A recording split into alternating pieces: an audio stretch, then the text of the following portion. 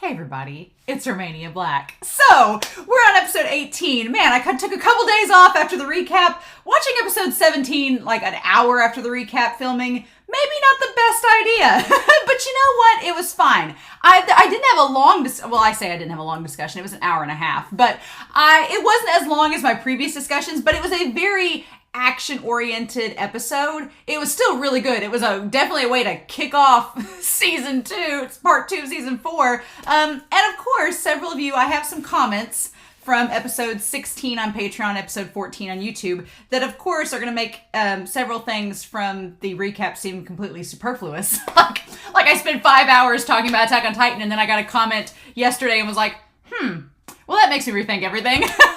So, like you do. But I like to think that the recaps are just a documented history of my mental state as I finish a season. And as you all have noticed, they just get longer and longer because my mind just unravels more and more with this series. And there's more and more to talk about. So, I don't even want to think about season 4 part 2 recap, much less the end of this entire series. Not even thinking about it. We're only on episode 18. But I do have some comments before we start. So, unlike last episode, I didn't really have much of an intro. There will be some comments, so it's going to be a little bit longer of an intro here. But first of all, Jack L., thank you. In episode 14, Jack L. was like, hey, if you're going to watch season 4 part 2 on any streaming service, the OP, I know you're avoiding it. I'll let you know what time the OP is going to pop up. I don't consider that a spoiler. That's actually very helpful because that kind of gets me in the mood to be prepared for when I'm going to see it. And I'm like, okay, cool. So thank you, Jack L. You gave me just specific times for like a time code for when the OP will kick in. And I'm like, great, through episodes 18 through 21.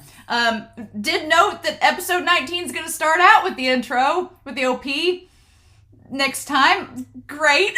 I'm terrified now and I don't even know what's going to happen. So thank you, Jack L. I appreciate that. Going through these comments, I do have some. Tony Simi noted about the idea about the sterilization plan, the euthanation plan, Plan Z, as we'll call it, Zeke's plan here, and talking about how even if the Eldians are euthanized, they're still going to be seen the same way, Tony Simi argued they'll probably still be seen the same way by society because there's still going to be that past attached to it, right? There's still going to be that past attached to it. So it's just a way out for the future. It's just basically eliminating the future generation. And I guess in Zeke's mind, it's eliminating the future generation from suffering like he has. Makes sense with Zeke's character, but Tony Simi points out it doesn't actually solve the problem for any of the Eldians that are still in existence. It just prevents any future Eldians from going through any trauma. And you can argue that that's maybe good, but I would argue, I've spent enough time arguing against it, but I could see the point that Zeke would have, but Tony Simi brings that up and it's pretty interesting. And so, to kind of go along with that, Mark Luzon had a really cool comment in episode 13, and he gave a really cool testimony, and if you want to go to that episode and read his comment, it's really, really good. I'm glad, thank you for sharing your story. But at the end of it was talking about how his grandmother was pointing out this phrase that sometimes the only way to heal our wounds is to make peace with the demons who created them. And I wish I'd had that quotation for the recap because I did this whole thing about dignity and everything in the recap talking about this. But really, from my perspective, with mediation kind of as my background and restorative justice and things like that, that's such a great phrase because it's so true. And it's hard. It is hard. And I would argue that Gabi starts to go through that through episode 13 with the Children of the Forest monologue by Mr. Browse, and kind of with Kaya, the idea that to make peace, you've got to kind of make peace with the demons that created the problem. And you could argue that Eren did that with Reiner in Declaration of War. Eren's like, yeah, I know why you all did that and why my mother died and what your reasoning was. He's like, I get it. I understand it. And almost like he gave Reiner forgiveness for that moment, right? So that kind of ties that phrase as well. So I really liked that. And I think that kind of ties to the whole point here.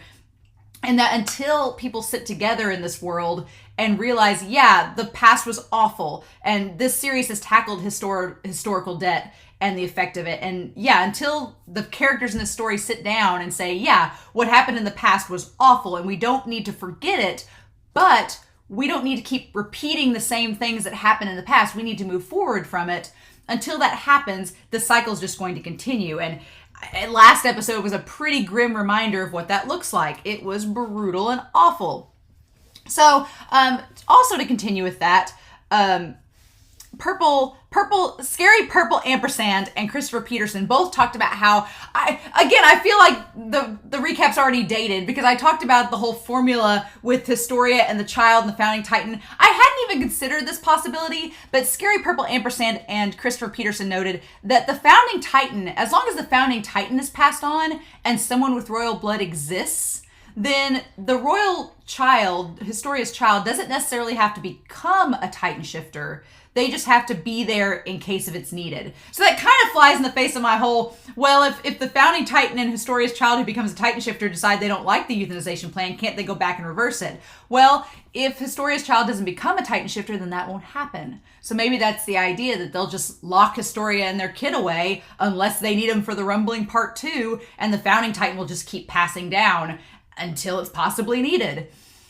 That's problematic, but I like that scary purple ampersand noted about that being needed. And then in the same vein, Kyle C. noted in episode 14 that Historia maybe was feeling guilty for using Farmhand Coon, and the idea that she did choose her own fate, but she felt like a sense of remorse having to go through it with it anyway.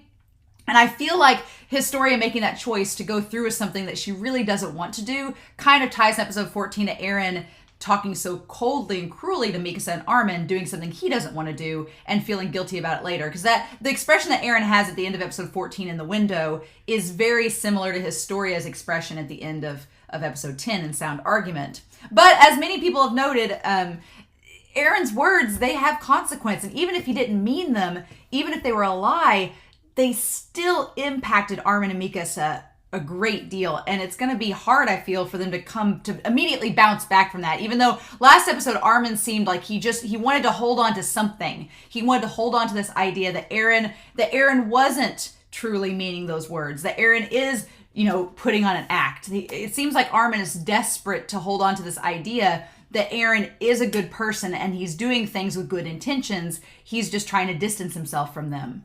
Now, whether that's true or not, we'll find out, right? We shall find out. And that kind of ties to Mark Luzon's other comment. I love this. I went on like an hour-long rant about Eren and theorizing, and then an episode later, Mark Luzon gives me this comment about Eren's character is a man who is forced to either sacrifice his life or his soul and instead chooses to live. Yeah, that's pretty much tying to him. It's like, it's such a take on the whole chosen one trope where, this person's, it's very Harry Potter, like you're destined to die and you just sacrifice yourself for the greater good. And in this, Eren's just like, no, I'm not going to do that. I'm going to be free and be my own person. It's like, okay. But I did want to note with that, that's interesting that you point that out, Mark, because it's a direct contrast to Armin in Hero in season 3. Armin did sacrifice himself. He did sacrifice himself for the greater good, and he did die nearly. He sacrificed himself knowing that his dream was going to live on through Eren and the others. And here, Armin, it's funny, Armin wasn't expected to sacrifice himself at all. Armin was not the person chosen to sacrifice themselves, but he realized that was the best way to win and the only way they could win at that point that he saw, and so he did it. And here you have the exact opposite. You have Eren, who you think is the one that's supposed to sacrifice. I've been debating this entire series. Like, is Eren going to sacrifice himself to save the world? And he may be that, but he's making the conscious choice to not do that. And it's like, it's cool that you have these two characters who are best friends, Armin and Eren, and they're going in totally opposite directions of what you think their characters should be doing.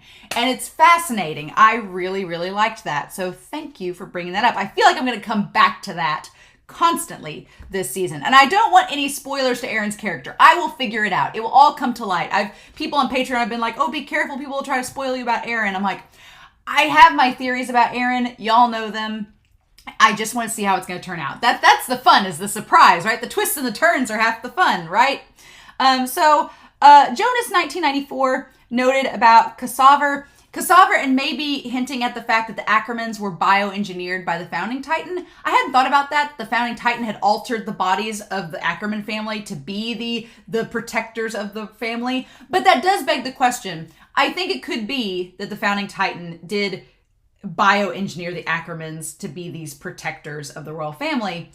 And that would kind of go along with the whole bond thing. But then how does it fit in that they don't follow the founding king's orders? Because you would think if the founding titan had bioengineered the Ackermans, then that would mean that he would want them to follow the orders of the founding titan and the royal family, that they would be bound to that. You think that just like the vow to renounce war is bound to every Fritz that's passed down, you would think that every Ackerman would have to listen to the founding titan and the royal family, but that's the exact opposite. So that's curious. I'm very curious about that. So thanks for bringing that up, Jonas. I'm going to keep that in the back of my head, especially with Levi, who we think is possibly dead. Who knows? Meh. But several of you also noted, Nathan Hardy, as well as Nijay and Sacha Purvis on Patreon, all noticed, I completely missed it back in episode 16, that when Peek raises her arms and she's like, hello, boys, she's chained to Gabi. So not only was it to flirt with the troops and to notify Porco that she's there, but to also notify Porco that she's chained to Gabi, so that when he rescues her, she's like, hey, things aren't exactly going according to plan, but it still kind of is. And that kind of makes sense because several of you noticed that after that moment, Porco looks a little bit more grim, like, crap, the plan's still in motion, but it's not going as smoothly as we thought. So that was really cool to bring that up. I'm happy about that. Sacha Purvis noted a couple things. That one, Eren getting his legs bitten off by Porco is kind of reminiscent of in episode 5 of season 1, where Eren jumped after Thomas and got his legs bitten off by a Titan. It's like in both scenarios, Eren does underestimate the enemy. Only in season 1, Eren was lunging into the moment without thinking. And here, he does think about the situation. He's just tricked by Peek. So fun times. Also, Sacha noted that the daisies surrounding Zeke in the opening scene of episode 16 symbolize fertility. Again, the whole birthing symbolism of the Titan giving birth to Zeke and him rising out of the Titan like a damn deity and being around these daisies, which symbolize fertilization. The symbolism is there for a reason. It's very ironic to me that Zeke wants to eliminate the Titans from being born, but he's been reborn from a Titan himself, and all this fertility and birthing symbolism is surrounding him. It's almost like Ymir Fritz is like, wow, maybe you shouldn't do this. Or, I don't know how to feel about Ymir Fritz. She's creepy. She's creepy and ominous, and I don't know how to feel about her. She seems harmless, but that's probably not the case. And also, I keep thinking we've not seen that symbolism, that imagery from back in the season 2 OP with the king and the 3 daughters, who I've always thought is Maria, Rose, and Cena. We've not seen them yet either in any of the books or anything like that. So I'm just waiting for that all to come back up. I'm just waiting for it. I'm waiting for that image to pop up for the final. I think it's the only image we've not made connection to from that ED, from the season 2 ED. That's the only image we've not made connection to. So I'm waiting for it. It's coming. I know. I just gotta hold out a little bit longer. And then the idea, Christopher Peterson, the last note here, talks about that in this series, a lot of times we want to categorize it in black and white terms if there's either going to be war or peace. But that's not really the case. We kind of see in episode 17 different shades of talks and negotiations and people slowly like making, compromises with one another. And there are degrees of peace. It's not perfect. It's not, black and white. It's very much, there's shades of it, right? And that does give me hope, hearing those words, Christopher, that maybe something like diplomacy can exist in this world, but we are far from it. We're in the trenches and it is brutal right now. So that's the least thing happening at the moment. The only peaceful thing happening is maybe Armin & Co. agreeing to help Anyan, but we don't know if that's going down fully either. But then Christopher Peterson also noted that would it be possible that Karl Fritz would have tried to go ahead and take the Titan powers out of the Eldians, if that was on the table, if he thought about that? He's like, oh, I could use the founding Titans' powers to take the power of the Titans out of the Eldians and alter their bodies. Is that something on the table? I don't know. The founding Titan that altered the bodies was 600 years ago with the plague. And I don't know if Karl Fritz would have done that even if he could, because he did have that agreement with the Tibers, and it almost seems like Karl Fritz kind of had this nihilistic view like Zeke, like, let's not even try for peace. Let's not even try, not necessarily let's not try for peace, let's not try for diplomacy. Let's not try to have talks with anybody else. Like, Karl Fritz seemed like he wanted to just barricade himself in the birdcage and say, yeah, if we get eaten by the cat, it's our fault, but we're not going to try to talk to anybody about letting us out of the cage or anything. We're just going to sit here until we die. That seemed like his mentality. So I don't know if the idea of taking the power of the Titans away would be something that could offer a chance at diplomacy. I don't know if Carl Fritz would take it. I think he might have been so guilty at that point, because that idea doesn't even cross Zeke. Zeke never thinks of that. He just thinks of a way to end it all. So that's not even an option for Zeke. And I think that since watching episode 15, that Zeke and Carl Fritz have a similar mindset in terms of being self-loathing and guilty and just nihilistic and not wanting to exist anymore. So yeah, I don't know. I'm not sure. And it could be that he did try and it won't work. Maybe we'll find out. I don't know. All I know is that we're only 15 minutes into the intro, so solid. But thank you all so much for the comments for episodes 14 and 16. The recap was a lot longer than I anticipated, so sorry about that. But again, just it keeps getting bigger. And then episode 17 was just so like, episode 17, like I said last episode, I feel like it could have been combined with episode 16 and just made into like an OVA. It was just one continuous episode, and it had a clear cutoff seemingly with Eren screaming into the distance. I don't know, y'all. I rewatched my commentary for episodes 17 and 16, and I was like, even after, Eren is such a mystery box. I think I know his character, and then I doubt myself. I don't want to know. I know some of you that read the manga and watched the show, you're like, well, Eren's actually like this. Whenever the show is said and done, we can talk about it all we want, but I want it to be a surprise. So anyway, let's get started with episode 18, though, and go from there. So I hope y'all enjoy this reaction. I'm excited. Please no spoilers, but let's dive into this and just see what happens. Just see what happens. So we're going to start this episode 18 of Attack on Titan, season 4, part 2, here in 3, 2, 1, and let's go.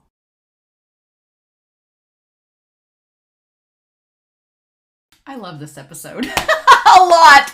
Oh my God. As soon as the end credits started playing, I was thinking to myself, I'm like, I can't wait to go back and rewatch this episode and go through it. Oh my God, this episode. Sneak attack on my heart. Sneak attack on my soul. Ugh. So the one good feeling about all of this, because as Eren is looming closer and closer to Zeke, and it's getting scarier and scarier, the fact that he's getting closer to Zeke, the one thing I keep forgetting is that Eren is technically in charge of how he uses his power. This is all in Eren's hands. We talked in the recap about Eren being the least free character in the series, and you can argue that in a lot of ways.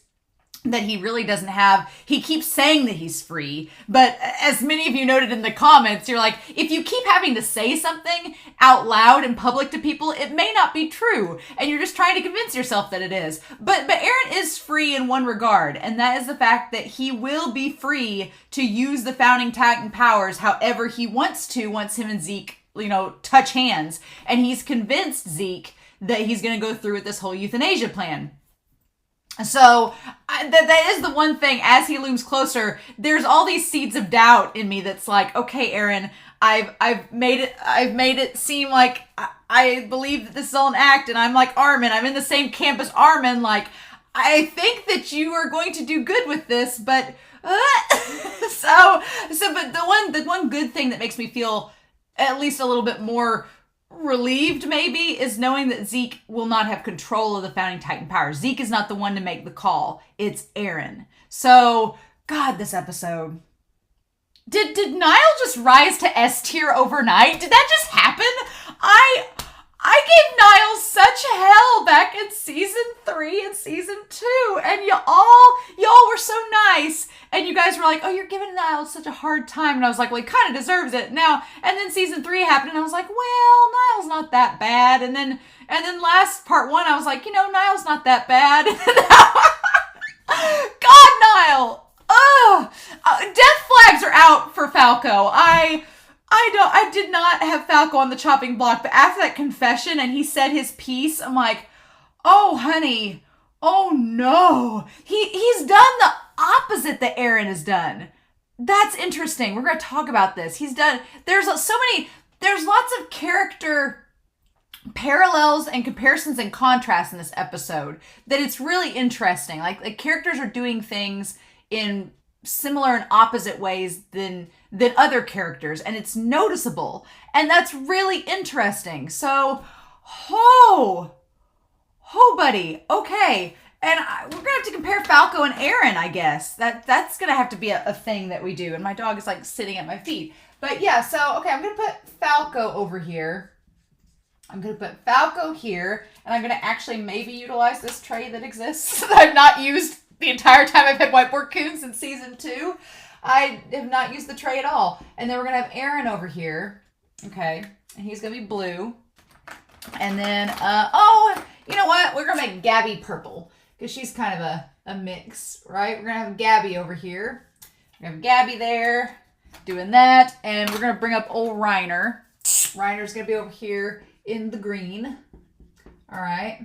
There are four key guys over here, right? And then we'll talk about Zeke and the others and Nile and all them, but holy cow, this episode. Well, episode 17 was like a catch-up. Episode 17 was like when you come back after a year and you left on a cliffhanger, you got to catch everybody up to speed and bring it up. And it was brutal and everything, but it felt like the recap and restart of a season. This was like, okay, we're back into the themes. We're back into everything. God, the birdcage scene. Oh, guys. Oh my God. There's so much imagery and stuff. And the animation was gorgeous. Like the animation on Zeke and Eren. Oh, and Eren like screamed to break Reiner's jaw. Like Eren's voice actor, like Kaji's voice acting, and Ryan and the animation on Eren and Zeke's face. And God, Yelena, what the hell? We'll talk about that trolling face. I've been muting everything on Twitter, but as soon as I saw that face, I'm like, God, this probably blew up. God, Yelena's face. God, Armin, I feel like that was Yelena, I'm onto you face, but we'll talk about that. Oh my God, this episode. Oh my God, this is great. So I have noticed that last episode and this episode, there is a bit of a recap. And it's not noticeable, but Attack on Titan has never really had recaps, ever. So it's noticeable to me going into this final part 2 that there is a recap. And someone in the Discord was noting that they're only adapting like a chapter or a chapter and a half per episode. And I've not read the manga yet, but I remember back in season 3 them saying that it was like 1.5 to 2 chapters per episode. And the chapters are like 40 to 50 pages. So there's a lot of content in a chapter. I'm used to like Shonen Jump chapters where they're like 14 pages or 19 pages, but 40 or 50 per chapter is a lot.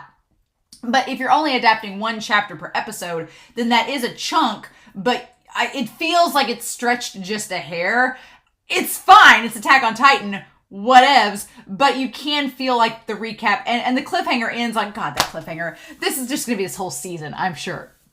But, oh my God. Okay, yeah, we need to talk about this episode. We need to just dive right in. So we go back to this scene with Mikasa and all them and them deciding what they're going to do and catching up to speed. And we get a little bit more in here, so I'm going to skip over to them.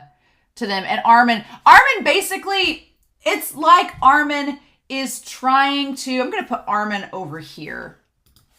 And that Armin, I'm kind of, I think, in the same place that Armin is. I want to believe that Eren has a plan that is not the same as Zeke's. I don't know what that looks like yet. I don't have a clue. But I have a feeling that it's not entirely going along with what Zeke wants. And Zeke is convinced that Eren's on board with him. So, okay. But I want to believe that Eren is doing good. I want to. But I don't know. And I'm kind of in Armin's camp. Like, Armin wants to believe Eren. He wants to have faith in Eren, right? Because Eren's his best friend. He wants to have faith in him, right? So that's... Armin is trying his best to convince everybody else that that's the case. And Jean is the more realistic one. But I love this, though. So they all kind of have like a powwow about Eren. And Armin is just like, this is Eren we're talking about. And they go into why and blah, blah, blah. And talk about the rumbling. And Armin is so convinced. And it's almost like Armin is convincing himself. He's like, yeah, Eren can do this. But they won't touch parity for 50 years. Okay. okay. And everybody's just kind of like looking like, well, what do we do now? And I feel like Connie is all of us, like, just having a mental meltdown with all this information, and Armin with his resolve. And I laughed out loud. I absolutely loved this. Isayama, when Isayama wants to do humor, it's the darkest, weirdest, and there's several moments in this episode that I laughed because it's Isayama clearly trying to bring some sort of levity to all this chaos and despair. But Mr. Brow saying, "Can we leave now?" I just love that he's like, we're still here, and we've been here this whole time while you guys have had this great PowerPoint discussion about Eren, this guy we don't know. Because, yeah, the Browses have no clue who Eren is. They don't know who he is. So from their perspective, they're just like, who are we talking about? And Niccolo's like, I just love, can we leave now? And Niccolo's like, okay, yeah, sorry, hold on just a bit longer. We got a little bit more exposition to talk about, and then we'll go. It felt kind of meta in that moment that Isayama's like, wait, oh yeah, there's other people in the room. And I love this continuation with Jean. It's so on point. Jean has been one of the fairest critics of Eren, I think, in this series, because you had obviously like the military police and you had Reiner and some others that maybe judged Eren in a different way. But Jean has tried to come at it in an honest and genuine way and coming at it in a fair way. He says, I've been saying Eren's dangerous since we were cadets. Yes, he has. And then he says that he's a shithead who would lead us into hell. Yes, he said that since season 1. And Armin's just closing his eyes like, I know. He's like, but still, I always envied that asshole for being so cool. And then Armin's like, oh, you're not going the way I thought you were. He's like, and it pisses me off to say it, but I don't want him to die just yet. Oh, Jean. Mm-hmm. And Armin's like, really? And Mikasa just not saying anything. And Connie's like, yeah, if he dies like this, I can't slug him in the face. That's so on point with Jean and Connie's characters. Jean's like, he's like, I know Eren's dangerous, and I've been saying this since day 1, but damn it, he's our friend, and we've come this far with him. And I'll be damned now if we turn on him. It's like, Eren, I said this earlier. I wish Eren could see them. I wish Eren could see their reactions. And someone commented in the comments, I wanted to bring this up too. And I don't think I wrote it down, but I commented in the comments about it. But there's been a lot of the idea that Eren's gone along with Zeke's plan. And to do it, Armin argues because he has no choice. But Eren, for trying to save his friends, has nearly gotten them killed with this plan on 2 occasions in the first part of season 4. You had Jean and Connie nearly drank the wine that Zeke put out. They nearly drank it, which would put them in danger.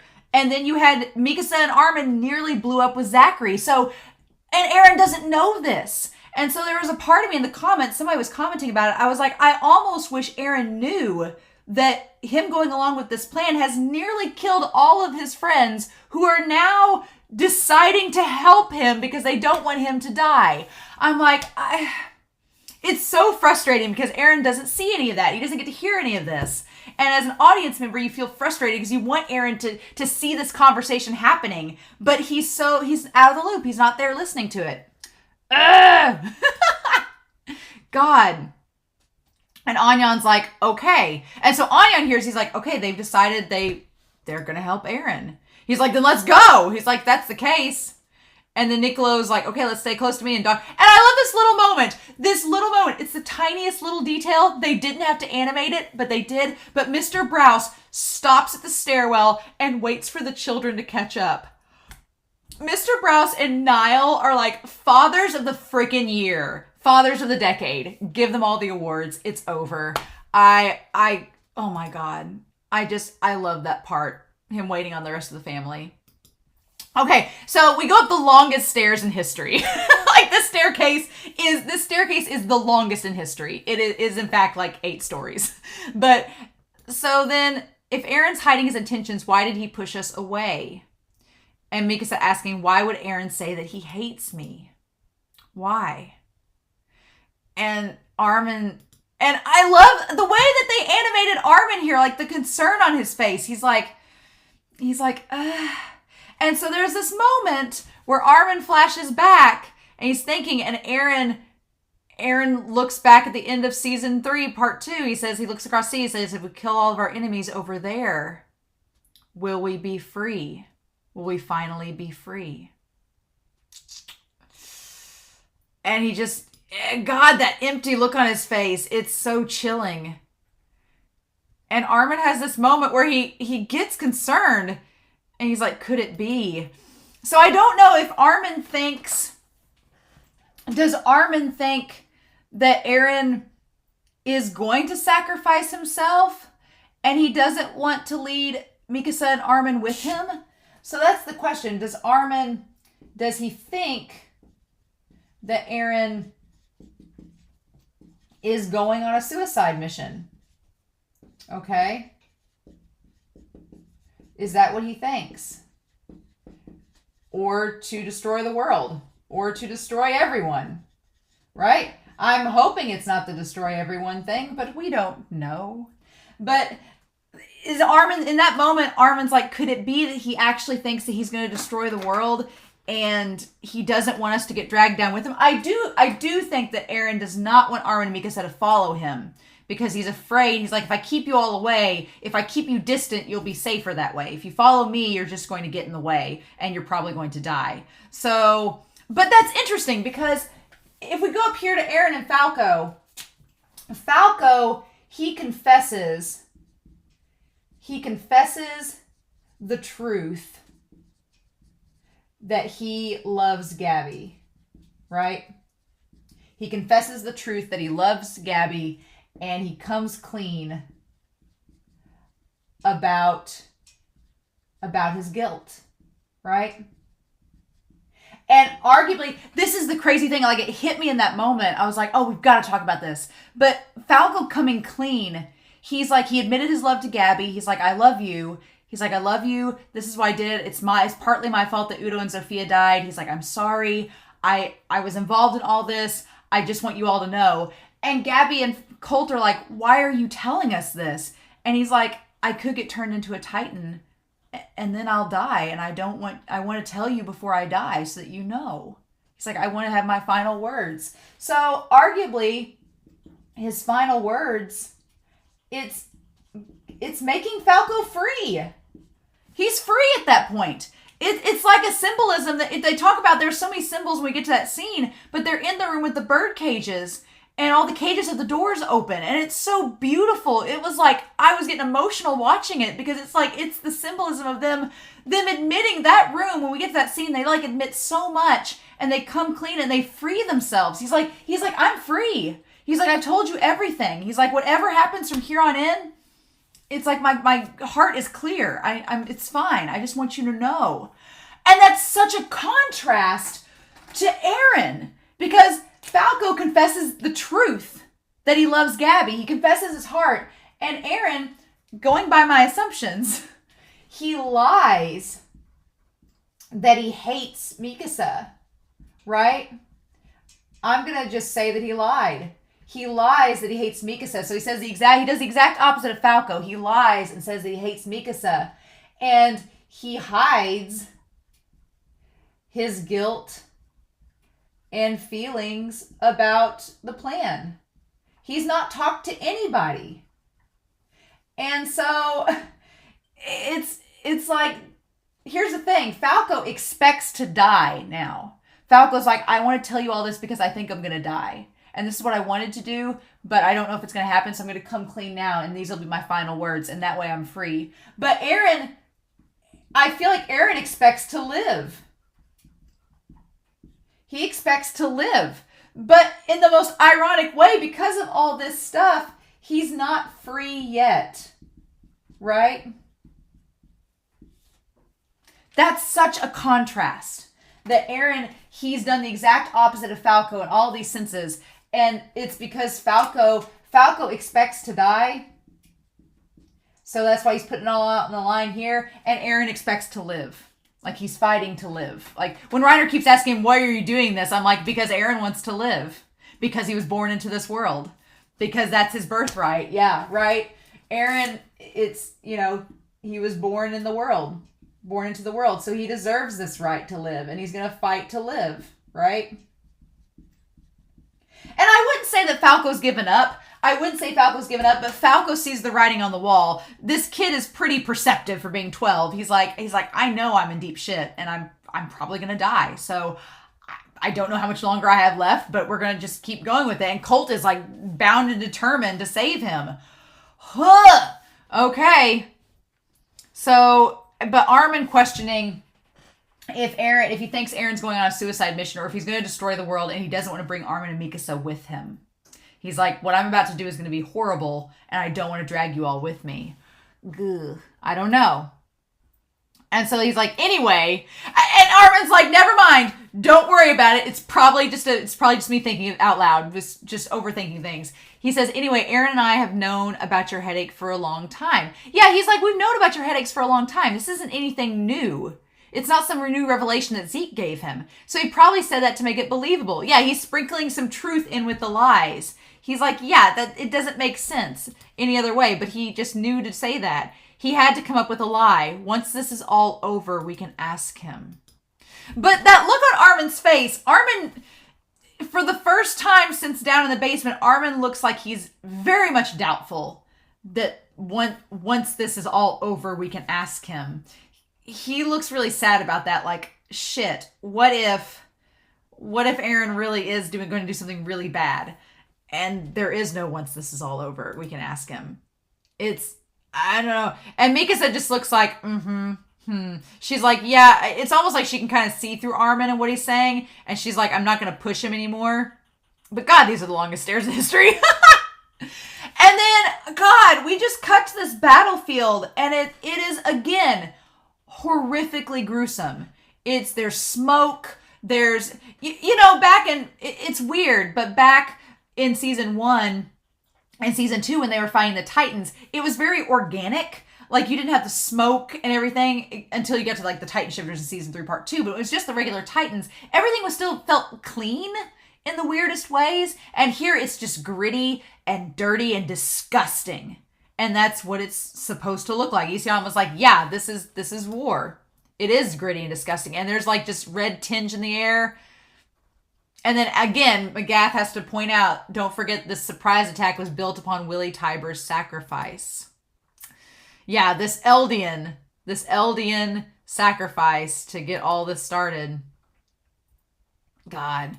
And that one guy with the glasses kind of looked like Kenny for a second. I was like, look at that. Like he gave his life to proclaim what we need is a Helos, a new hero. Who would that be? A hero to save the world. Is Eren Helos? Is McGath? Is Reiner? You would think that Eren would be Helos. But I don't know. And then, of course, Reiner there, him spearing Eren again. God. And so you can make the argument here. And Reiner's like, enough already. You've lost. And we'll go back to him. Ugh. And him laying down. I like that he lays his head down on Reiner's shoulder just for a second. And then brings up more spikes to get him away. Yeah. To get Reiner away from him. And he's like, why struggle? What are you fighting for? And so that's the thing. I mean, obviously, you would think that he's fighting for his freedom. He's fighting for his friends. Eren is fighting for the people that he cares about. I mean, the same thing Reiner's fighting for. So I don't know why Reiner asks that. And it's like, he's struggling because he doesn't want to die yet. He wants to be free. He wants to live.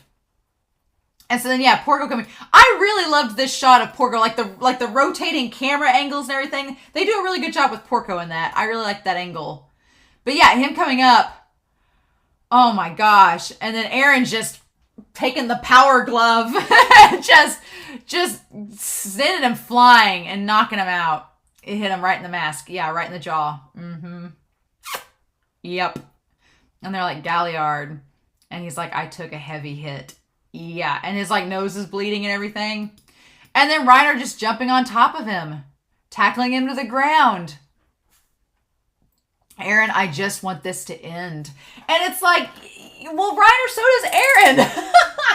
Reiner just wants the fight to end. Yep. He just wants it to end. But I would argue Eren wants that too, but Eren can't stop the fight until he gets the Founding Titan's powers, apparently. So he's not going to end it until he gets with Zeke. That's just how this is going to go, right?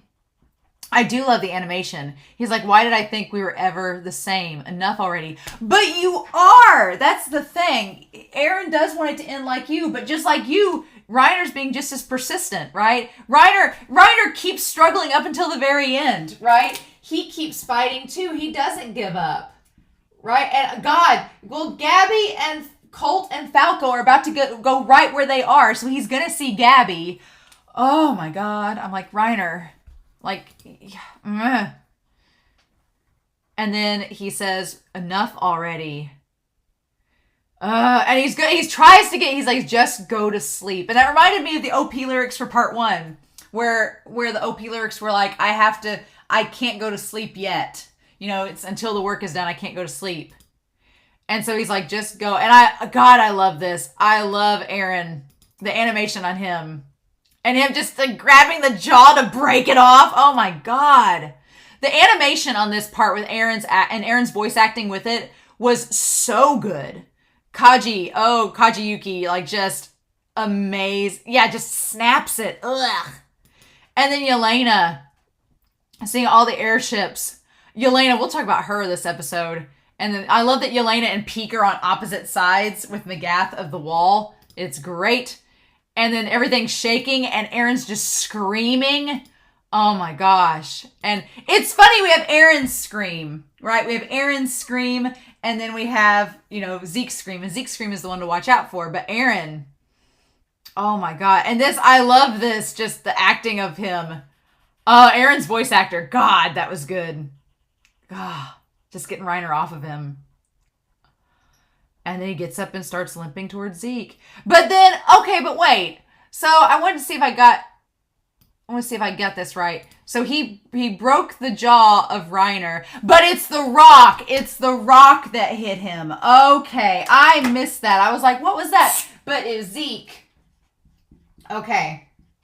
So Zeke's rock. You guys can't hear this. Zeke's rock hits Reiner. Okay, so that's what happened there. All right, the rock hit Reiner. Okay. And that's what knocked him off. So it wasn't necessarily Eren that did it. It was Zeke helping too. And the whole argument in the last episode where Reiner was like, on your own, Eren, you can't beat us. But it's like, well,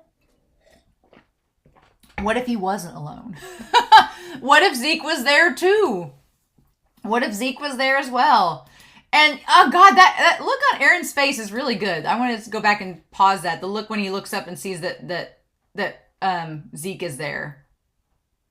That's a really good shot of Eren. I want to get a photo of that because that's a really good image of Eren right there.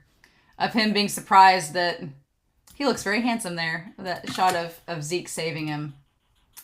And then Yelena with tears in her eyes. She's like, he came. He's here. Right?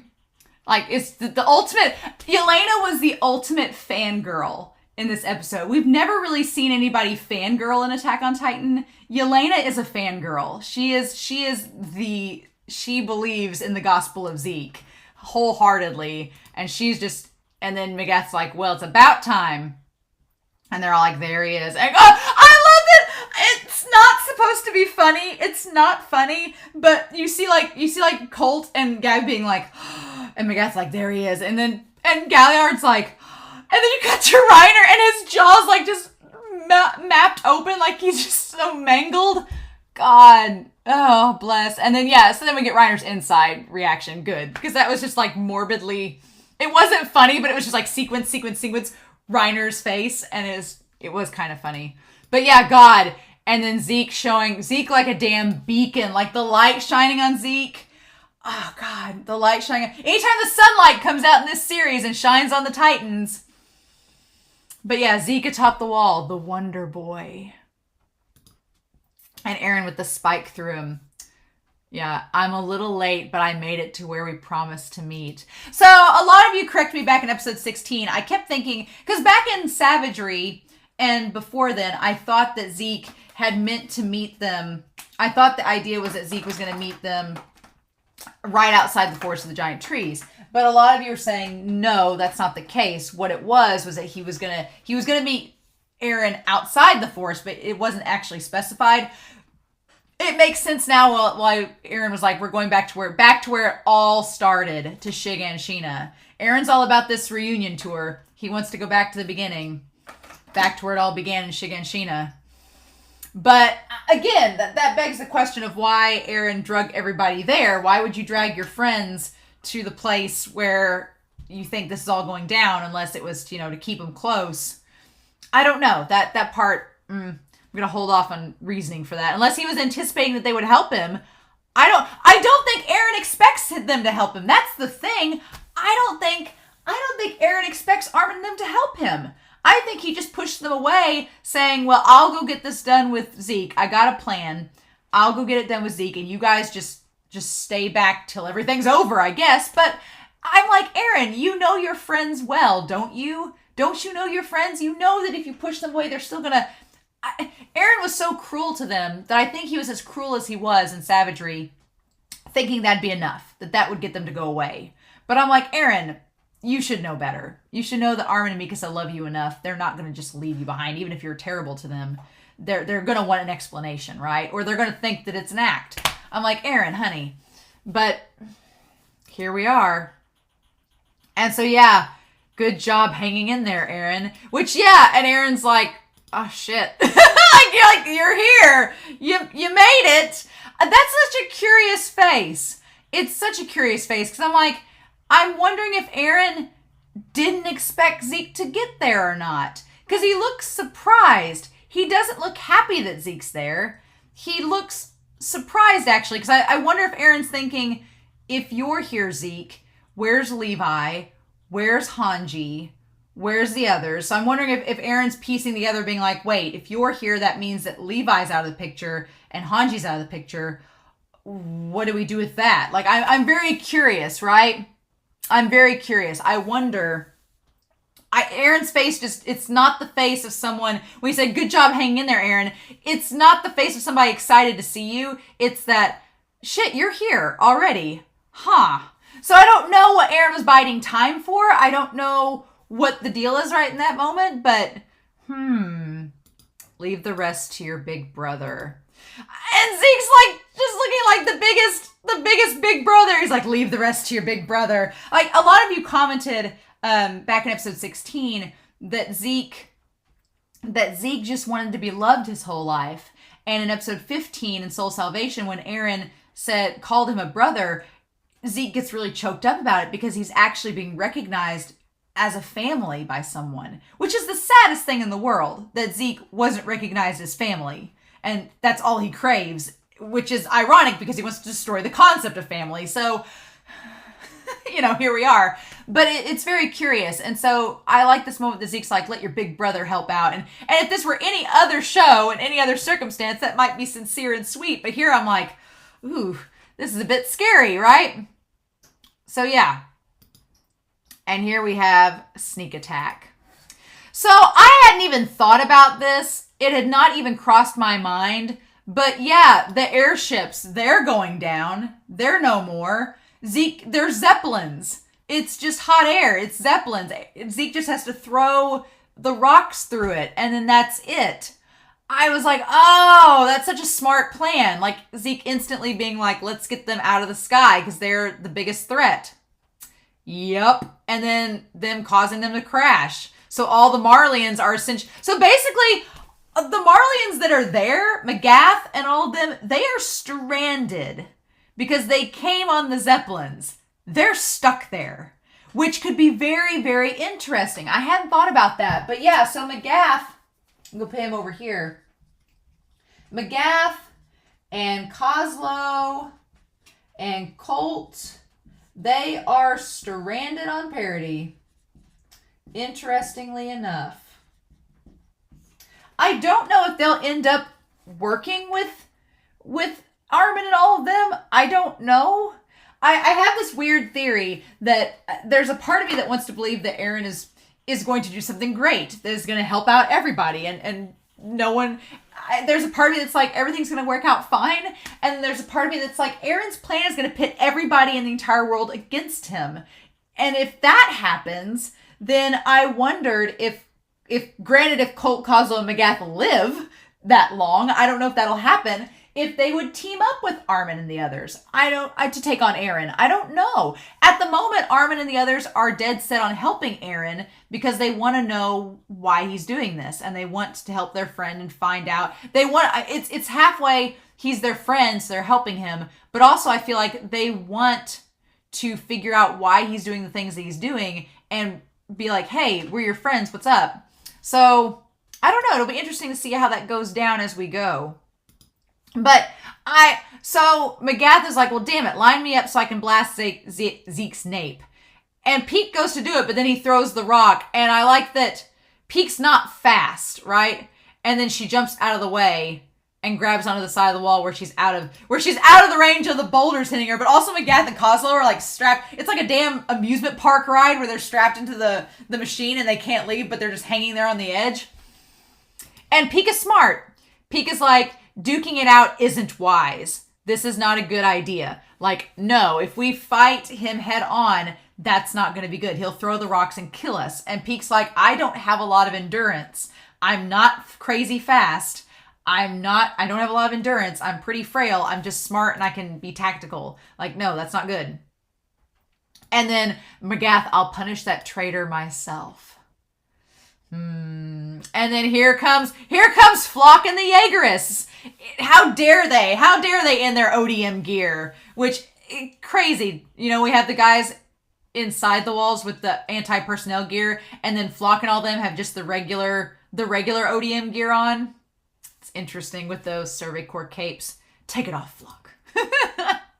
And they're like, flank the cart. And Peak's like, really? You think you're gonna get me? You little shits?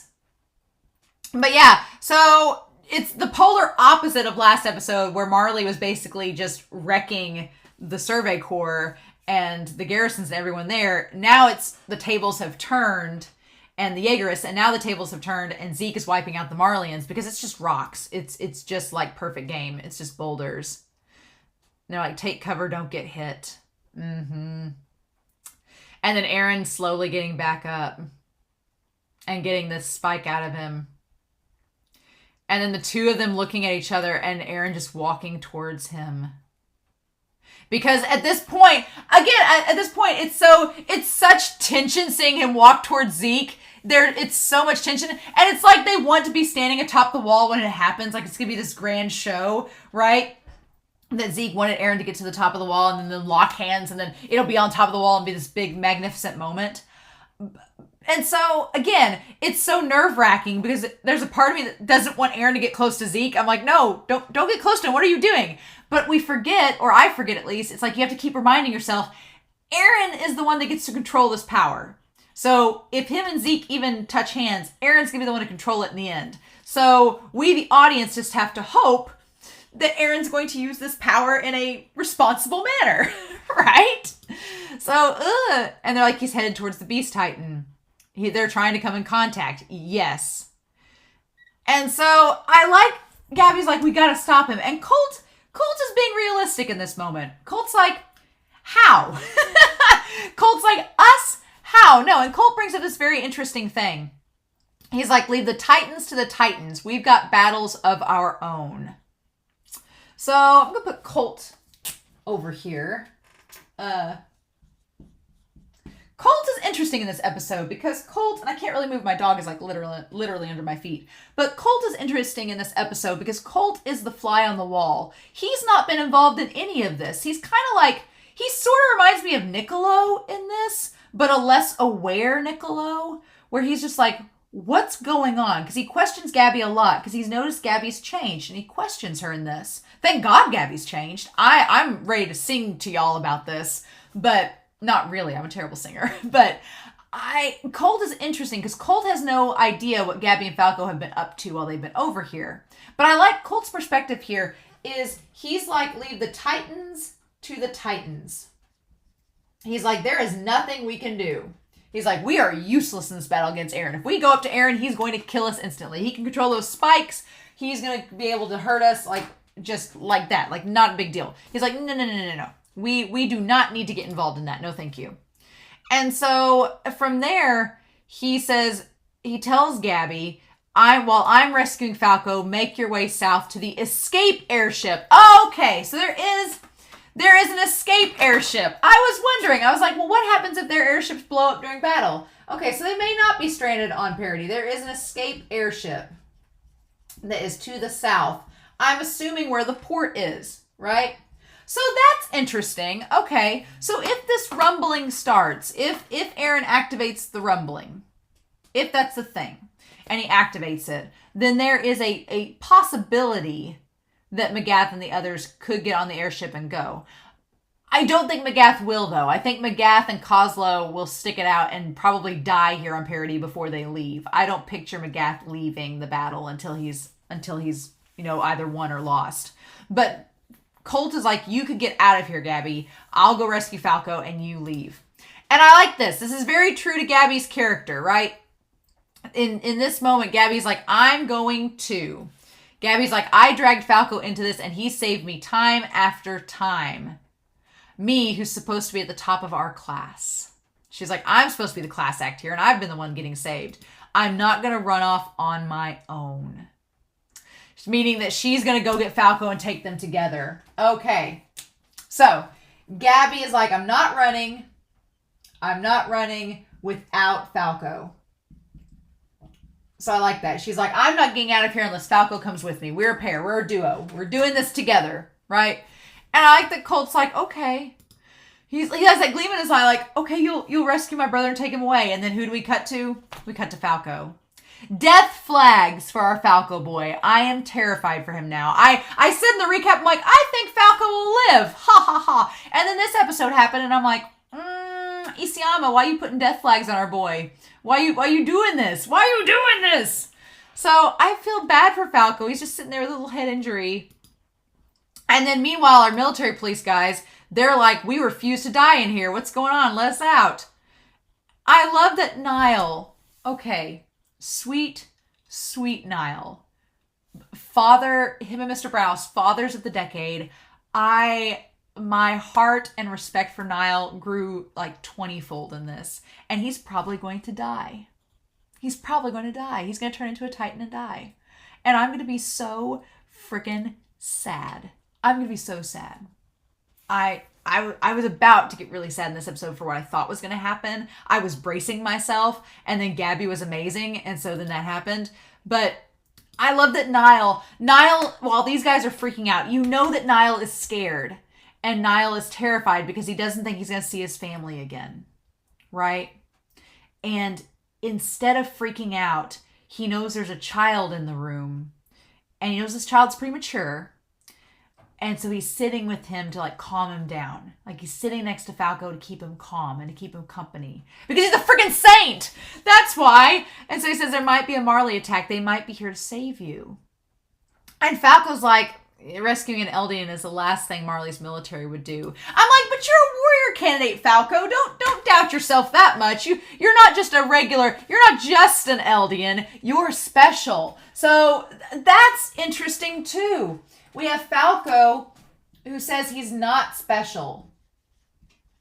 Falco establishes that there's no reason they would come get him. He's like, why? I'm not special. I'm not special at all. And you have that contrasted with Eren, who everyone says is special, and who Eren believes that he's born into this world, so he is. So you again, total contrast. Falco and Eren, they're such contrasts. It's crazy, right? And Nile changes the subject. He's like, he's like, okay, that's good to know. He's like, don't you have a family waiting for you? This might be your last shot to go home. So he's like, he's trying to give Falco hope. Nile's like, don't just give up yet. He's like, don't give up. He's like, don't you have a family back home waiting on you? Isn't that worth going home to? Come on, kid. It'll be all right. And he doesn't say, and then I love that. He doesn't say necessarily, he won't say, and then Nile, I doubt I'll see my wife or daughters again. I hate this. I hate this part. Like, his look on his face, he's like, with one scream from Zeke, I'll become a monster. And Falco's just like, oh. And so in that moment, I think Falco gets inspiration from Nile because he sees Nile be so sad. He's like, I'm not going to be able to see my wife or my daughters again. And he looks at Nile like, oh. He's like, there's so much I wanted to tell my girls too.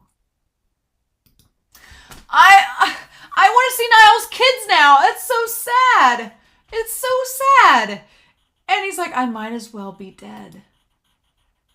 Because he's like, I'm never going to see them again or talk to them. I'll just be in this nightmare state. He's like, I might as well be dead. And Falco, you just see that look in his eye. He's like, ah. And I think that's what inspires him in that moment. He's like, I could die too. And he's like, Nile didn't get a chance to tell his wife and his daughters how he felt. He's like, I don't want to be in that same state of despair. He's like, I want to get my feelings out to my family and friends before I go. It's like, oh my God. Ugh. I hate that. And so then there's this what's his name? Surma? Is that his name? Surma, our bespectacled Jaegerist cadet turned Jaegerist who helped beat Keith up. And he's like, stop. And I just love the look. I love the look Jean and Connie give him, like, you serious? Like, Jean, I just love his expression. He's like, really? Okay. And he's like, this area is run by Jaegerists. You just can't. And I love that Jean grabs him by the collar and he's like, tell me, cadet, you gonna risk your life to stop us from helping your Lord Jaeger? Because in that moment, Jean's just like, 1, don't mess with us. 2, get out of our way. And 3, we're here to help you, little shit, so just shut up. I love it. I love it. It's like, okay. Yeah, you're Lord Jaeger. And Surma's like, no. He's like, no, I guess not. And so then they go out with all of the cadets, and Connie's like, open up all the cells. Let everybody out. Let them out. And they all like, and everybody just like slowly, nervously comes out. Like all the military police are slowly, cautiously coming out from their cells. And then when Connie opens up the cell, there's Keith. Now Keith, by himself, Keith does not have a bandana. Keith did not drink the wine, as far as we know. Keith is not a wine drinker. He's not drank the wine. He says, Connie, huh? I brawled with a bear. Freaking Keith! Just in there like he's slowly got still bruises and stuff. And he says, forget about me, go. And it's like, no, we're not forgetting about you, Keith! No, sir! Mm-mm. So they've sprung Keith out. Bless his heart. And then the commander picks us, you okay? And so it's John and Armin. He's like, I haven't lost my marbles yet. So Pixis knows. He knows that at any chance he could go. Mm-hmm. Though I do have a little bit of a drinking problem. God, that's so sad. It's meant to be a joke, but it's so sad. He holds up like the arm with the bandana, and they're both like, well, shit. Armin and John are like, no. And so then, yeah, Pixis says, listen up, folks. He's like, we only have a limited amount of ODM gear. So we're only going to give priority to those without black armbands. Yeah, because he's like, if we give them to people with armbands and they transform into Titans, what's the point? It's just going to break all the gear. No. And he says, those who chug the enemy's wine, follow me. Mm-hmm. And from there, it's our job to fend off the invaders. So he's like, well, we're either going to die becoming Titans or we're going to die trying to defend parity. So at this point, why not? And everybody agrees. Everybody's like, well, hell, at this point, we might as well. And for a split second, I give Pixis a lot of props because for a split second, I thought what he was going to say is those who drank the wine follow me. And I thought they were going to leave. I thought they were going to run away. But there's no point, I guess. There's no point in running away at this point. Because, yeah, you could run from Zeke and get enough proximity, I guess, to where the scream wouldn't affect you. But where are you going to go? You're on an island. Eventually, they're going to find you if they want to find you. So it's like you might as well just fight back. And then I'm glad to think we'd be fighting for similar goals again. So this scene's interesting. And it's a setup. It's definitely a setup scene for a lot of things later on. But we have Louise. Louise is back. Louise is back and she's helping Mikasa gear up. Louise, I say we have Yelena just fangirling in this episode, but Louise is kind of a Mikasa fangirl in the oddest of ways. But Louise is like, I'm glad to think we'd be fighting under similar goals again. And I like that Mikasa's like, mm-hmm. And she looks really prettier. I like the way they drew Mikasa. She looks very pretty. But I like that Mikasa's just like, yep. And she just looks back going, yeah, are we fighting for similar goals? You think? And then she takes the scarf and folds it up on the table. And Louise comments, she's like, oh, you're leaving your scarf behind? And it's like it's taking all Mikasa has to leave it. And she's like, yeah, I'm going to leave it behind. And there's like rope on the table there. She's like, I am. But here's the thing. Louise looks over to it. This is a setup. Louise is going to take that damn scarf. Louise is going to take that damn scarf. And at some point during this battle, she's going to give it back to Mikasa. I'm going to call it right now. She's going to take that scarf, knowing what it signifies to Mikasa, knowing that it signifies her love of Eren, and she's going to take it, and because she's going to remember how Mikasa pulled the scarf up to her when she was thinking about Eren, she's going to take it, and she's going to give it back to Mikasa. I'm just calling it now. It's going to happen. Now, is Louise going to die? I could see Louise dying in this. I could. And is Louise going to die and give her the scarf as she's dying? I don't know. But when she looked over at it and had that look in her eye, I'm like, she's going to bring it with her. Okay. And so then, yeah, we cut to Armin and all of them with the gear. Armin's got the shotgun. He's got the rifle. Mikasa's got like a whole damn thing of thunder spears. It looks like Jean has just has the odium gear. Connie doesn't have. Yeah, Jean has some thunder spears. All right, it's from his hip. Okay. So Jean and Mikasa have thunder spears, and Connie and them don't. Okay. This shot! Oh my god, Yelena. Yelena and this shot. I want to take an image of this too. God, that may be the thumbnail. That may be the thumbnail of Yelena just with her arms out, just embracing the coming of her boyfriend Zeke. He's coming to save the day, and him just lighting the airships on fire. And them going down in a blaze of glory. God, that shot's amazing. That's such a great image. I can't wait to see that in the manga. And her eyes are shining. She's just so reverent. She's just so in love with all of this. She's like, my white knight. She's like, I was in a pit of despair wondering why Eren did it, but here he is, and here is my shining knight. He's come to save us all. I knew he would. Oh my god, her just watching the ship overhead. Or is that Armin? That might actually be Armin. Yeah, that's Armin looking overhead and seeing the ship flying into the... It's either Armin or another Survey Corps member watching the ships fly into the wall. God. Okay, no, it was Armin. Him looking up and seeing the ship. So there's an interesting connection with Armin and Yelena in this episode, which is interesting. Okay. And so Armin's seeing the airship. We do a lot of cuts from Yelena to Armin in this. And so the Shiganshina gate was blocked. Okay, Zeke brought down their ships. And I love that she is on top of the world. She's on like a gargoyle on the pedestal, like out there with her arms outspoken. Zeke brought down their ships. Oh my god, I love that shot too. That's a great shot too. This whole episode is amazing. This episode has some amazing symbolism and some amazing shots. But the just sheer religious expression. I talked about in the recap how there wasn't a lot of religion talked about in this series. Yelena's embodying a lot of it in this, where she's just like, oh my god. And then Eren just limping slowly but surely towards Zeke. Oh my god. The moment which shall change history is at hand. Okay. God. All right, so information available for public disclosure. The Parody Island surprise attack. The goal of the surprise attack is to retake the Founding Titan.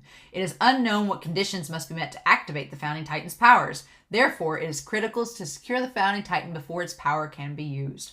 Well, y'all are failing at that, so there we go. Yup. To be fair, it seems like most of the troops parachuted out of the airships before they were set ablaze. So, but then they crashed into the walls, probably killing a bunch of them too. So, And Zeke's killing the rest of them, so. And then just this pose of Yelena with her arms outstretched. God, the angle there. It just feels so manga. It's great. And so then just as Eren is slowly moving towards Zeke. And then Reiner, but Reiner, again, why don't you just give up? No, Reiner won't. He keeps fighting. He keeps on moving. Even though Reiner may not be as strong as Eren, he keeps on moving forward. And I love that Eren's just like, damn it, you're still here. Eren just looks like back like, Reiner, leave me alone. And Reiner's like, no, he's so stubborn. And Reiner's like, I'm not leaving you alone yet. And then he's healed up, like he had healed up. But then Zeke just pummels him. Just with the rocks.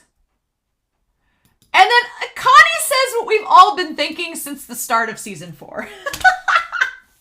Connie says, I think Reiner's the one that needs help, not Eren. He's like, Reiner's the one that's, possibly dying. And again, that's interesting. And John's like, why is Zeke here? So, interesting. Connie has always been kind of connected to Reiner since Reiner saved him back in season 2. So I find that interesting that Connie's the one to comment that Reiner's the one that needs help. Again, I'm wondering if Eren does something that would pit everybody against him. Is Connie and them going to team up with Reiner? I don't know. I just, that moment, the fact that Connie acknowledged Reiner as Reiner, not as the Armored Titan, but as Reiner, it's just, things are getting set up here, like little things, little tiny things. And then Jean saying, why is Zeke here? Like that wasn't supposed to go down, right? How can we ask Eren what's going on if which is, again, sowing a little bit of seeds of doubt because they discussed down in the cellar that they were going to trust Eren, that if he got with Zeke, it's to start the rumbling. There's no other reason, right? But in this moment when Jean's like, why is Zeke here? It's like he didn't expect him to be here yet. Like they wanted to have a little bit more time to talk to Eren and figure things out. And that's not happening. We've ran out of time, right? And then he's like, there's no way Captain Levi would let him go free. Hey, what happened to Levi and Hanji? And so, but it's like I'm curious. I guess they thought they would have the time to sit down and talk to Eren before this all went down. Like they were going to go catch up to Eren, corner him and be like, what's the deal? Kind of like what they did with Reiner. Like what they did with Reiner and Bertolt back in episode 11 of season 2. They caught up with them and cornered them and made them talk. And it didn't exactly work, but they still talked to him. And I think that's what they thought was going to happen with Eren. But now that Zeke's here, it's kind of thrown a wrench into that. And they're like, well, what happened to Levi and Hanji? And then Yelena says it seems like they were beaten by Zeke. And Yelena does not turn around when she says that. She's like, it seems they were beaten by Zeke. It's almost as if she wants to see what they're going to do. She wants to hear them out. She's like, can I really trust you all? Can I? You say you're helping us, but is that the truth? And then she turns around. He promised to meet Eren at a certain time and place. Like, this was all part of the plan, sillies. And I'm a little curious why they seem surprised by that. And they're like, what? There's no way. And so,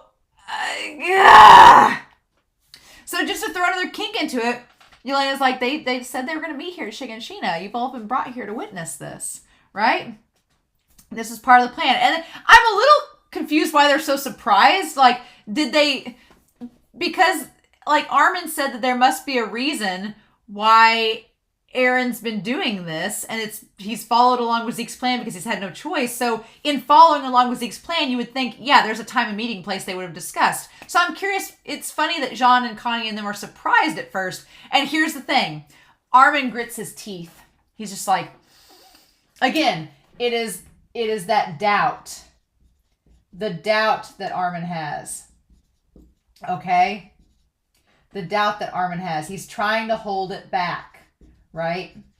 He's trying to hold back that there's doubt in Eren and what his motives are. That Armin's like, okay, just benefit of the doubt. Just trust Eren. It's okay. Like it's like he's trying to tell himself.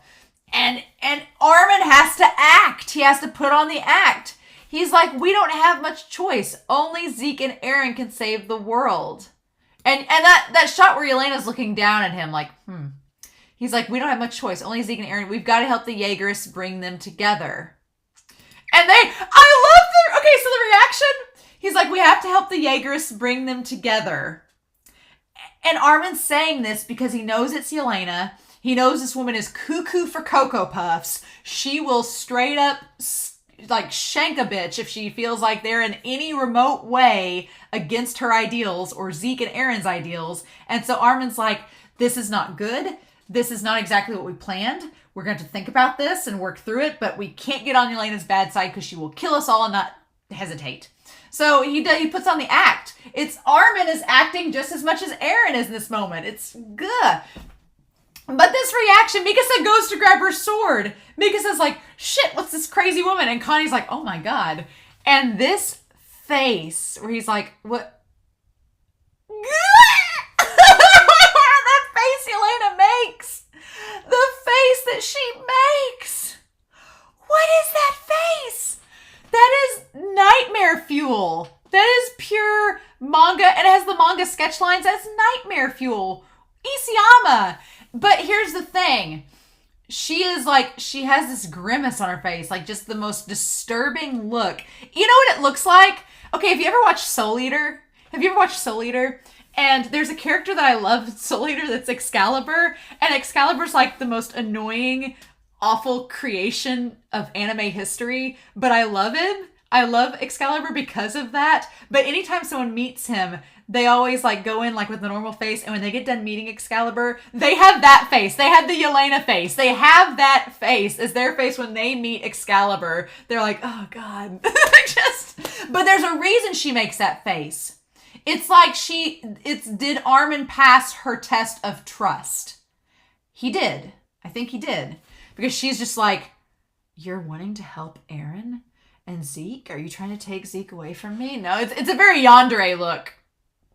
But then, and Armin's look back up at her is like, did I say something wrong? And I love that she goes, oh, she like instantly changes. She goes, please help Zeke and Eren. I believe you. I want to capture the moment where she changes back. I want to get that moment down and see if like I can pause it in that exact moment. I don't know. Yeah, she's just like, oh, please help Zeke and Eren. I believe in you. Oh my God. And he's just like, in that moment, I think in that moment, Armin is like, Yelena